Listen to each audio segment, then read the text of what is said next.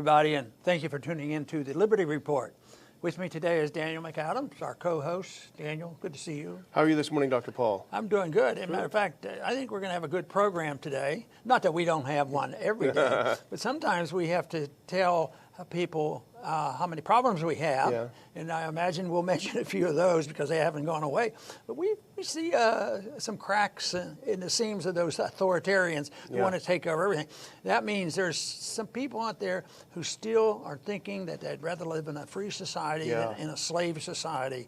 So I think that is great. I've worked over the years with the idea that there is a remnant. There certainly is the theory of the religious remnant people. There's always people there that will cling to the truth the best they can. And I think that's true about philosophic, economic freedom issues too. And I think what we're witnessing now, people waking up. I think of Solzhenitsyn as an individual who probably belonged to the remnant. He never became a communist in order to survive. You know, he held on to his true beliefs, and I was always amazed how many true beliefs he had, religious beliefs as well, and survived communism.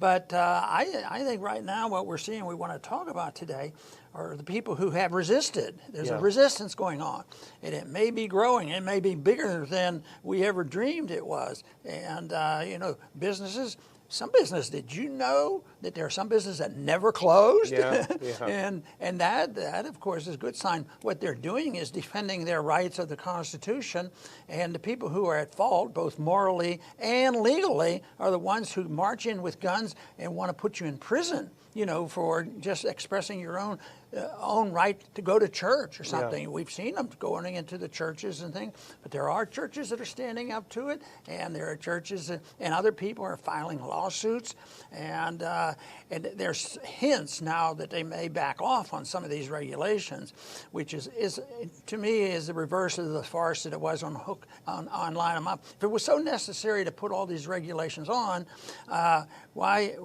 look at much difficult? They didn't learn anything, but to try to give back our freedoms gradually is a foolish activity. You know, I remember a saying was that when governments come in and they overregulate and they really dominate what happens in an intervention society, way too many regulations, and you come in and there's a regulation that just destroyed, you know, a certain business, and the moderates will come in, they don't want to give up anything. They say, we'll get rid of these things moderately, incrementally. And some of the people who are suffering say, yeah, just do it incrementally, and eventually we'll be free.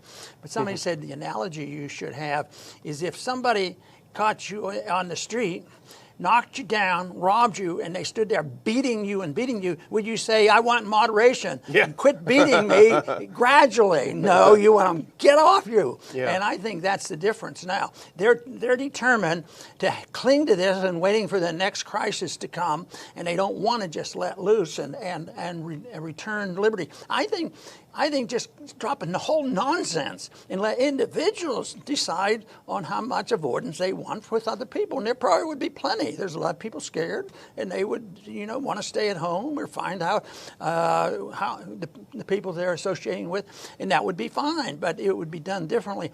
But I think if we're going to, it looks like we'll have to at least wait for the government to give a little help and piecemeal remove some of the regulations, and let's hope they do that before we have a famine in this country. And certainly the stories about the food is getting to be pretty bad, you know, and I think that the things that we have noticed now, very, very good. There are people out there, even in the police departments, and even in some of the states, the governors have spoken out correctly.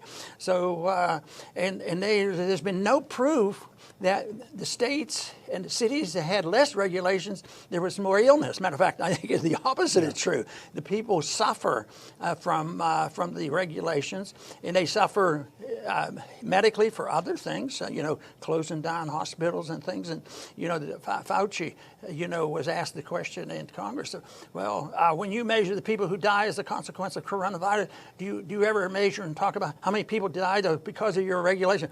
oh no, we never bother that. Yeah. And who knows what the conclusion will be. Could be, if we continue with these regulations, that could outnumber the people dying from the disease at the rate they're going. So we'll look at positive things, but I know we have to mention a few places where they could work a lot faster. Okay. I say turn the switch, let people go, let them take care of themselves. The big question now is how we allot some of the aid to the states, and so there's a suggestion that why should the people who got by without government help be required to bail out the cities that were Democrats and butchered it. And then you get the argument, which cities get this, or they are the ones that messed up their city. Simple. Nobody gets bailed out. None of them should receive it. And hopefully we can move our country in that direction. And I see signs of hope from what is in the news here in the last week. There are signs of hope, and there are a lot more protests going on. McClintock, Representative Tom McClintock, is the representative who asked Fauci that, and he's been very good on this. He did a good article that we had up on our website. But you talk about the next crisis, and this is the goal, though. You got to keep the fear alive, and that's what they're desperate to do. And this is one thing that's interesting that came out last week. Facebook said, from now on, we're going to take down any post that disagrees with the World Health Organization about coronavirus. And I just saw a piece in Reason magazine that the World Health Organization had to take down some tweets that they put up because it was false information. They put some misleading information suggesting that you can get COVID-19 again. And then, so Bloomberg and all the other news media picked up on this. Bloomberg's headline, "Who warns you may get coronavirus more than once?"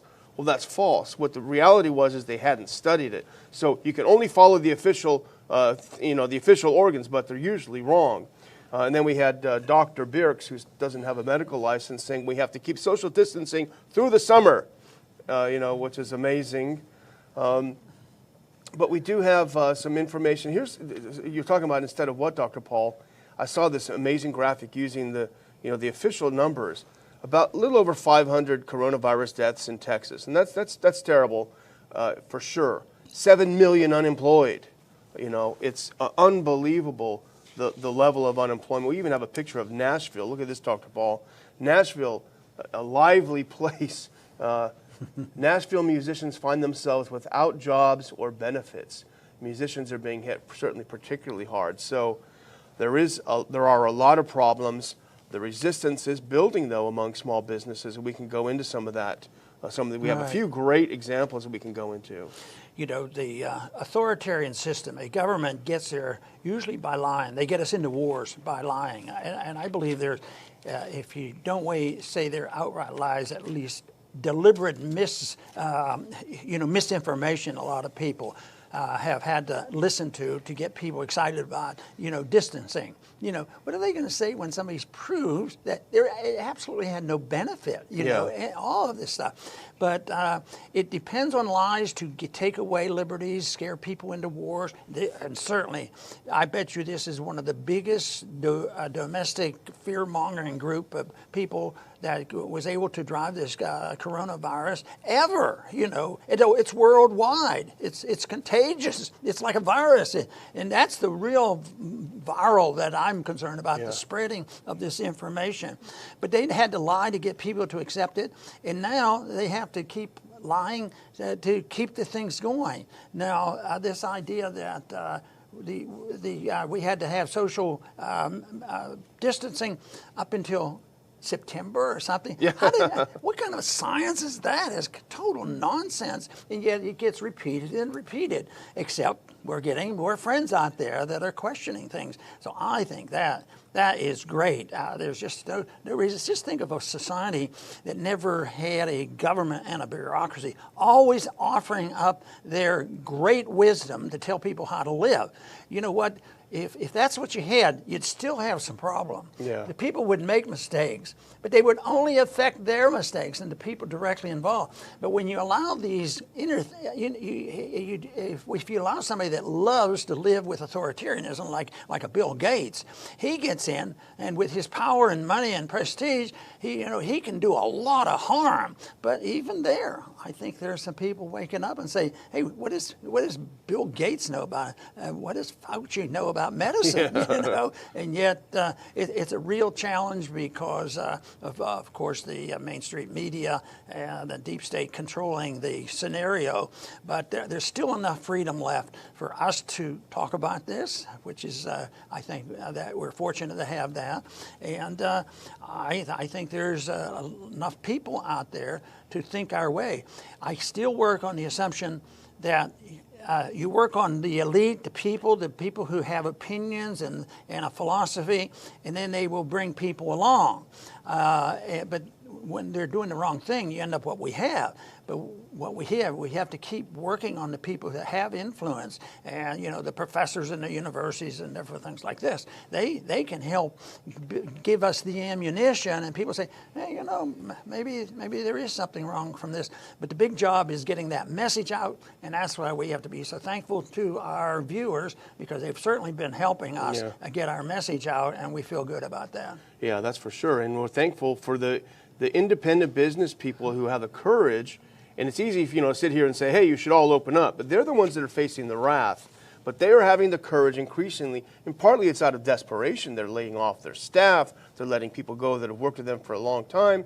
We have the next picture here is, I consider this guy a hero. This is in Houston. He's the owner of the Federal American Grill, Matt Bryce. He said, you know what, I'm going to open up for in-house dining. And of course, they have to do all this kind of distancing and all this in the restaurant, but he's still going against the orders of Lena Hidalgo, the judge of Harris County. And of course, she threatened and threatened and threatened, but then he said, I'm going to do it anyway. She backed down. And all she could say, this is what a bully does, all she could say at the end was, it's just sad. It's so sad because this is about safety.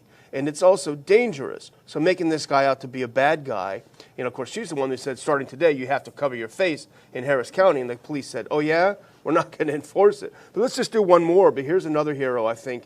Elliot Rabin from New York. He runs a very high-end boutique. And he said, I'm opening my doors come hell or high water. He doesn't care. And this is a good quote from him. He said, some clients asked, do you think you'll get in trouble? He said, if I do get in trouble, it'll be for the right reasons. What are they going to do, yell and scream at me? Fine me $500? It would be worth it for me to be able to open my mouth and say, this is not equitable. If they try to arrest me, I'll say, am I in a police state now? They're not going to arrest me. So he's a brave guy. In fact, Dr. Paul, I got a call from my parents yesterday. They were stir crazy, tired of being locked down, and they went on a drive because they know a restaurant owner who's pretty independent-minded.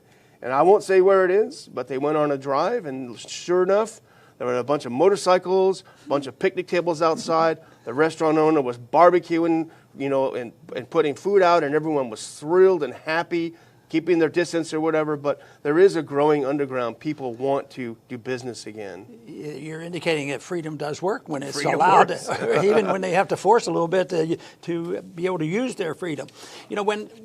In 1971, when Nixon closed the gold window and placed wage and price controls on the economy, the most impressive thing to me was I was watching the monetary issues, but the thing that I was most impressed with was the wage and price controls, because within hours, like 1 or 2 days, everything was closed down. There were more taxes put on it, but it closed the economy down so quickly.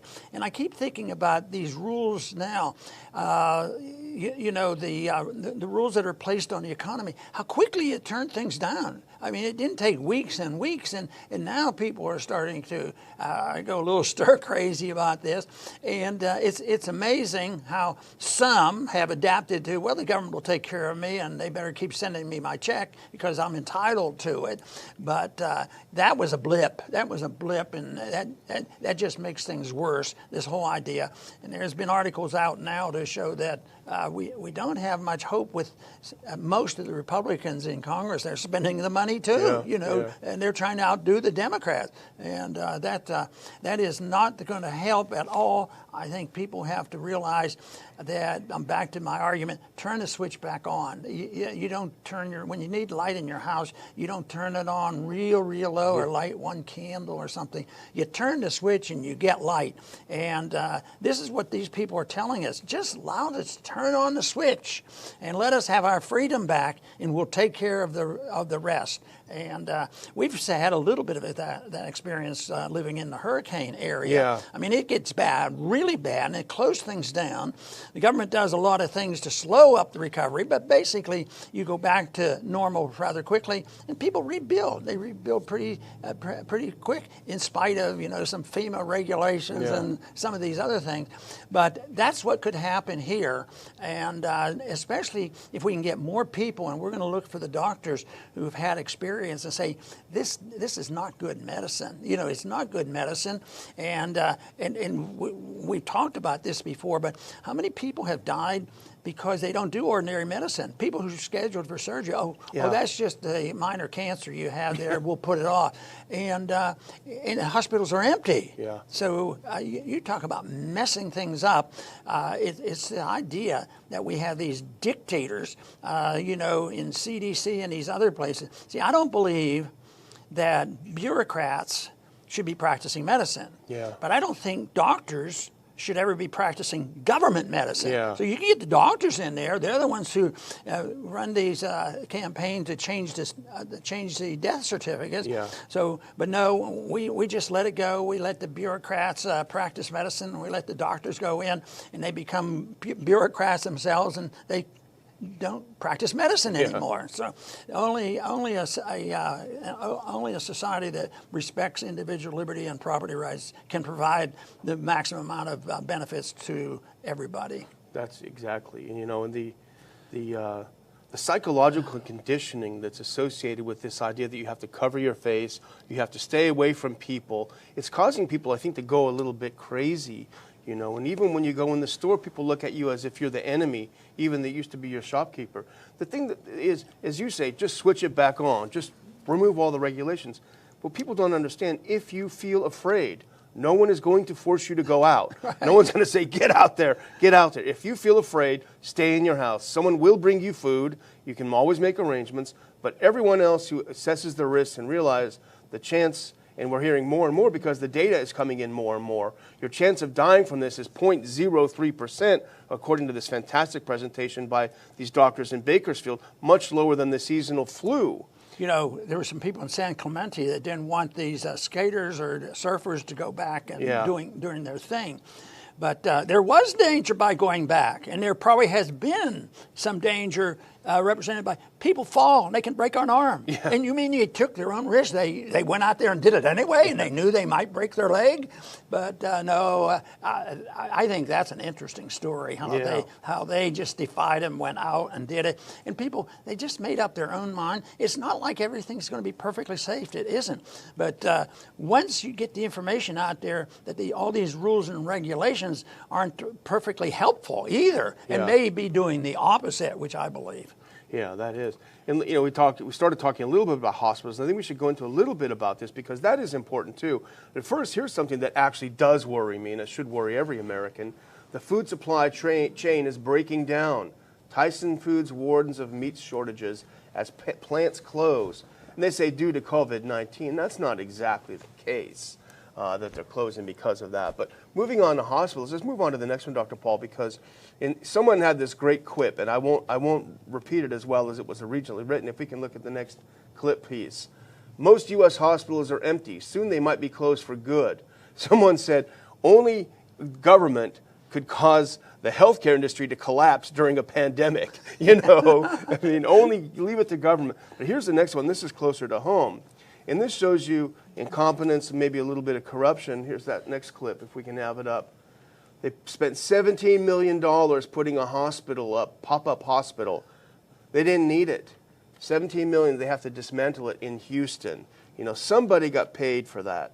You can be sure of that. But that's the the malinvestment, that's It coming. is, and once again, you can bring up the subject of what is the source of that, and that's the Federal Reserve System. Yeah. There's a more sensible approach to investments and how it's done when you have to suffer the consequences and benefit and reap the rewards if you do things more smartly. But if you're a builder and you're going to make some money, you're going to go out and help them get a loan and build it. Even our own little town here, we have an emergency center that's been around for a good many years and doing pretty good, and a lot of people use it. Not exactly totally free market because it's influenced by government pricing. But then what, a couple years ago, they built a second one, or it could have been, it's been sitting empty right here at home. And in an emergency, you'd think that's what we need. We need somebody to adapt to people who have problems and we need more medical help. But no, it's a government operation. Most people say we need socialized medicine because look at the medicine problems that we have. Well, the medical problems we have now is government medicine. It's been around for a long, long time. In my lifetime, my first job in a hospital, when I left medical school, I was working for $3 an hour in an emergency room in a Catholic hospital.